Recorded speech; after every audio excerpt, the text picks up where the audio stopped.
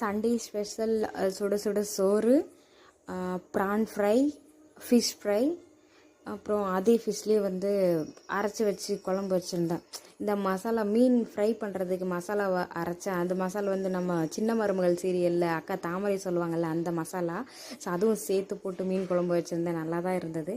அப்புறம் ப்ரான் தொக்கு, அது கொஞ்சம் திக்காக வரும்னு பார்த்தா ஆனால் லிக்யூட் ஆகிடுச்சு.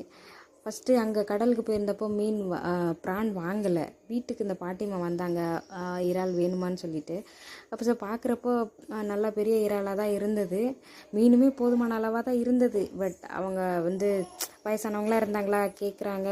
சரி ஓகே வாங்கலாம் அப்படின்னு சொல்லிட்டு வாங்கினோம். ஆனால் அவங்க வந்து பயங்கரமான ஆளாக இருப்பாங்க போல் பாட்டிம்மா.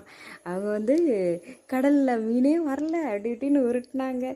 சரி ஓகே பரவாயில்ல பாட்டிம்மா கொடுங்க 100 ரூபாய்க்கு அப்படின்னு சொல்லிட்டு இவங்கக்கிட்ட 100 ரூபாய்க்கு ப்ரான் வாங்கி அது சைடிஷாக வச்சுக்கிட்டோம்.